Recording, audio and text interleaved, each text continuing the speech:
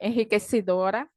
Levantar a mão quando você precise fazer alguma intervenção, lembrando que a gente, após cada apresentação, terá 5 minutos para perguntas, após a apresentação da didática e após a apresentação do estudo de caso clínico. Tá?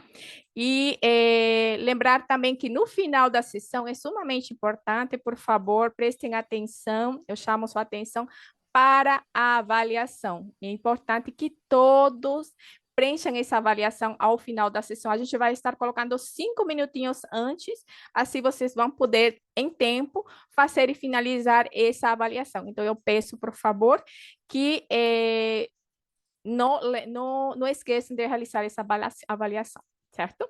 Então, agora, vamos passar para um segundo momento. Então, vamos já iniciar, né, para não... evitando esses delongas já nesse momento introdutório, vamos passar a palavra já para a professora Eliciane Bernardo. Ela é especialista e ela vai trabalhar nesse momento a didática relacionada a diabetes mellitus gestacional. Então, eu passo a palavra para a professora Eliciane, por favor. Boa tarde, mais uma vez, boa tarde a todos. Hoje nós iremos falar, abordar um pouco sobre diabetes mellitus na gestação. Então, é um tema de suma importância dentro do contexto epidemiológico dessa patologia, não apenas a nível local, no Nordeste, no Brasil, mas no mundo inteiro. Então, só contextualizando, a diabetes mellitus, ela representa um conjunto de distúrbios metabólicos e se caracteriza especialmente pela hiperglicemia consequente, à deficiência de insulina.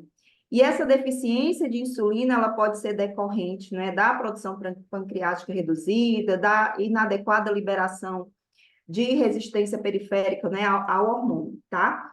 Então, só para que a gente possa entender, nas últimas décadas, a gente percebe, de fato, um aumento progressivo do número de mulheres com diagnóstico de diabetes em idade fértil, e durante especialmente o ciclo gravídico puerperal, como reflexo de crescimento populacional, também, e do aumento da idade materna, e da falta, especialmente, de hábitos e um estilo de vida saudável, principalmente isso, em decorrência também, tendo como uma das consequências o sedentarismo e a obesidade. Então, a gente sabe que isso é um grave problema, de fato, a nível é uma epidemia global de diabetes mellitus, e a gente entende, enquanto profissional de saúde, que quanto mais capacitado, quanto mais conhecimento, não apenas os profissionais, mas a nossa população, ela tem sobre esse problema, melhor seria o prognóstico. Então, para o tratamento adequado da diabetes mellitus gestacional, ela está diretamente relacionada ao diagnóstico adequado e o tempo oportuno, especialmente dentro do que nós temos, de preconização dos exames no início da gestação, início imediato da terapêutica, seja essa terapêutica não farmacológica ou farmacológica, o rígido controle glicêmico na gestação, então fazer esse acompanhamento e orientar essa gestante quanto a esse manejo, e o diagnóstico, especialmente das repercussões fetais, do DMG, bem como o momento, qual seria o momento oportuno orientado para a resolução desse parto, e também pensando nesse pós-parto, como se dá o acompanhamento dessa puérpera. Então, a gente compreende também, que segundo os estudos populacionais realizados nas últimas décadas, há uma prevalência, de fato, dessa comorbidade, que varia de 1 a 37%, estando, a DMG também a nível de 16% a nível mundial. Pode passar o slide. Pode passar. Pronto. Então, aqui, o que a gente tem como contexto epidemiológico, tá? Que nós, no Brasil, no mundo como um todo, a gente tem uma cerca de 415 milhões de adultos que apresentam diabetes mellitus, em todo o mundo. E isso traz uma repercussão importante, porque 318 milhões, de adultos, eles apresentam intolerância à glicose, tendo aí um risco aumentado para o desenvolvimento dessa doença futura. No Brasil, ele é o 4º país com maiores taxas de diabetes mellitus, na população adulta, com um total aí de 14 milhões, aproximadamente, de pessoas dentro da faixa etária de 20 a 79 anos. E isso, obviamente, exige um gasto no orçamentário grande, importante, cerca de 21 bilhões. E aí, trazendo para a perspectiva da diabetes mellitus gestacional, há uma prevalência mundial, né, de cerca aí, que vai variar de 1 a 37%, com a média mundial de 16,2% das gestações, e para o SUS há um comprometimento, né, especialmente da diabetes mellitus, cerca de 400 mil gestantes que estão sendo acompanhadas devido, né, a algum tipo de problema de hiperglicemia na gestação. Portanto, né, isso requer cuidados especiais, né, diferentes daqueles ofertados, né, de forma corriqueira, tá? Então, pode passar o próximo slide. E aqui, gente, eu trago para vocês uma definição que nos últimos protocolos e nas diretrizes da Organização Mundial da Saúde, eles trazem uma definição enquanto, né, detecção de hiperglicemia detectada na gestação em duas categorias, né? Irão diferenciar aquelas, né, diabetes antes da gestação, ou over diabetes, ou diabetes, né, que foi diagnosticada durante a gestação, que é propriamente dita a diabetes, né, gestacional. E aí nós temos como a definição, tá, que essa diabetes mellitus gestacional é uma mulher que apresenta uma hiperglicemia detectada pela primeira vez durante a gravidez. E aí esses níveis glicêmicos sanguíneos que não atingem os critérios de diagnóstico da DM. Então, como vocês podem visualizar, né, aqui a gente tem um padrão, uma definição em que, tanto pelo diagnóstico da glicemia em jejum, quanto, né, ali com o exame do teste de tolerância oral à glicose, a gente tem padrões e referências para diagnosticar essa diabetes gestacional ou over diabetes, né, que seria aquela diabetes adquirida antes da gestação. Pode passar.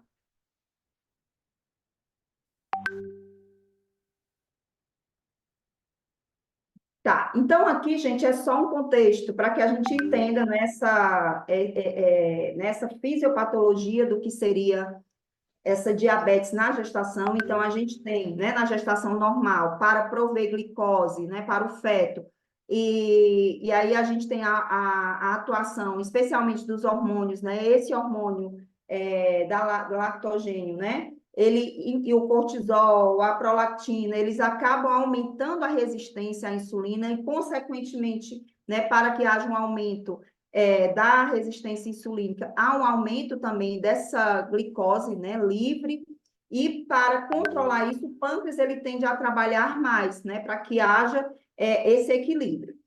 Quando isso acontece de forma, né, a equilibrar, então a gente não detecta essa alteração, essa hiperglicemia na gestação.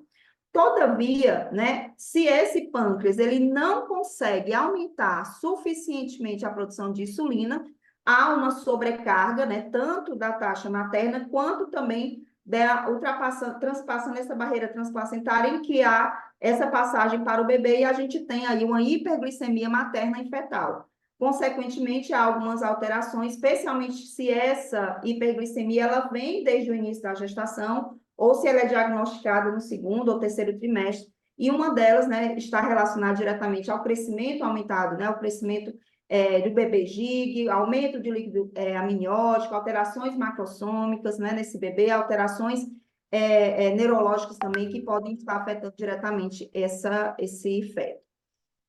E aí nós temos alguns fatores de risco, que é importante a gente ressaltar, que está relacionado à idade materna, né, acima de 25 anos, e isso vai tendo um prognóstico aumentando cada vez mais ao avançar da idade. Pode passar para o próximo slide. A obesidade também materna e esse ganho de peso excessivo durante, né, a gestação. E aqui eu gostaria de trazer para vocês, né, além desses fatores que estão aqui descritos, que a raça não branca também tem um fator ali de risco aumentado, e a própria gestação é uma condição que traz, né, esse aumento aí, esse risco para desenvolvimento de diabetes gestacional, tá? Pode passar.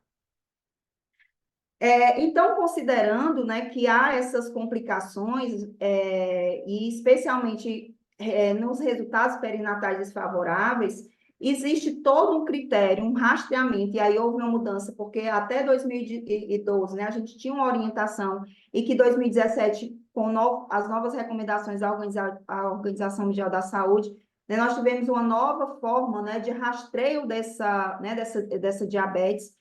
E aí é importante que alguns pontos eles sejam considerados como os fatores clínicos de risco, que é conforme mencionado, o diagnóstico universal, especialmente, né, por meio dos testes de glicemia em jejum, e quando há uma disponibilidade, né, técnica total, onde há um recurso maior também, a realização do teste oral de tolerância à glicose, e também a gente considera ele como sendo, né, o nosso padrão ouro por ser mais específico, mais sensível, né, a esse diagnóstico, especialmente porque acomete aí no segundo trimestre da gestação. Pode passar.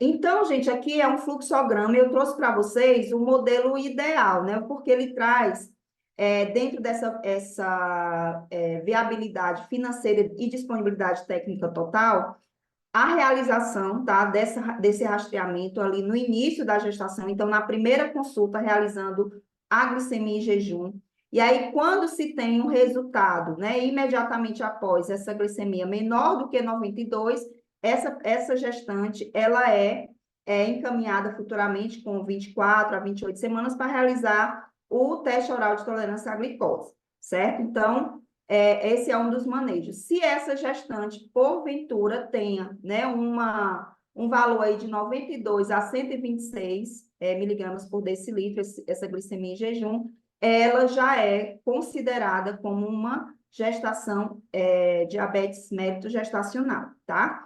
E aí, para além disso, se não for detectado nesse início, se a gente tiver aqui um valor acima de 126 nessa glicemia em jejum, ela é considerada como uma diabetes, né, mellitus, que foi adquirida antes da gestação. Então, é importantíssimo que nós tenhamos, né, esses padrões, esses valores, para que a gente possa fazer o manejo adequado e dentro do tempo oportuno. Quando esse diagnóstico ele é feito ali com 24 a 28 semanas, e nós encontramos, né, essa dosagem que é tanto de jejum, quanto na primeira hora e na segunda hora, quando ele, ao menos um desses valores, né, de jejum for maior do que 126, ou na segunda hora maior ou igual a 200, também se considera, né, o diabetes mellitus. Já, né, se esse padrão ele estiver ali no jejum de 92 a 125 na primeira hora, a gente considera diabetes mellitus gestacional, ou acima de 180, ou na segunda hora até 153 a 199, certo? Pode passar o próximo. Então, qual seria o primeiro, né, primeiro tratamento de escolha? A gente sabe que existe a terapêutica não farmacológica e que a grande maioria das gestantes elas serão submetidas a esse tratamento, né? A terapia nutricional, com a dieta, o acompanhamento do ganho de peso, a atividade física, a atividade moderada, o monitoramento dessa glicemia, né? Especialmente aí dentro, né, dos quatro pontos, então, no mínimo 3 vezes por semana, tá? Então, é de suma importância também ações da equipe multidisciplinar, né, com educações educativas, orientações, para que essa mulher possa ter um melhor resultado, né, dentro desse acompanhamento. Próximo slide. E só para trazer para vocês, né, essa tabela, que a gente já sabe, né, em relação ao que é esperado, né, e a nossa avaliação antropométrica e a avaliação do acompanhamento de ganho de peso por meio do IMC. Então, é importante que haja esse acompanhamento de forma clara e objetiva em todas as consultas, pode passar. A atividade física, né, como foi mencionado, também é algo importante que, inclusive, deve ser motivada e orientada para que ela possa ter um controle melhor e, idealmente, que ela faça, no mínimo, 5, né, atividades por semana, então, 5 ou caminhadas de 30, né, a 40 minutos, e que ela tenha realmente essa avaliação, se não houver nenhuma restrição para que ela possa fazer atividade física. Obviamente que aquelas atividades que têm maior impacto a gente não recomenda, tá? Então, próximo. E o controle e monitoramento glicêmico, né, como eu mencionei, então a gente tem ali, orientações para que ela faça no mínimo, né, em 4 pontos, tá? No jejum, no almoço, no jantar, e que né, que a gente consiga atingir aí as metas de controle glicêmico, né, para essa paciente que é com diabetes. Então, em jejum tem que ser menor do que 95, uma hora pós-prandial até menor do que 140 e 2 horas menor do que 120. Então, é importante também ter atenção para que essa glicemia ela não fique, né, abaixo de 70, né, em jejum, ou acima de 100 na pós-prandial. Pode passar. E o tratamento farmacológico, gente, de primeira escolha é o uso da insulina, né? No Brasil, a gente tem, especialmente, né, a grande maioria, a gente tem a utilização do NPH e também da regular, mas outras insulinas, como está aqui demonstrando no quadro, elas também podem ser utilizadas.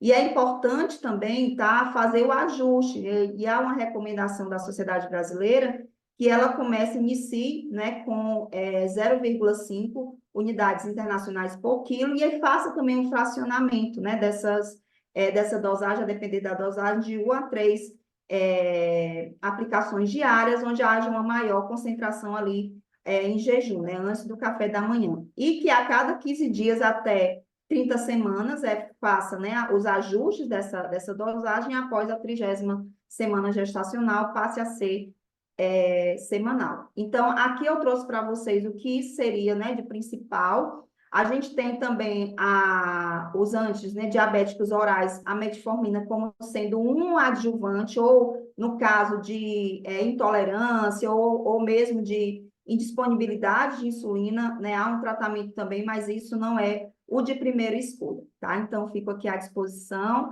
para tirar dúvidas. Muito obrigada. Muito obrigada.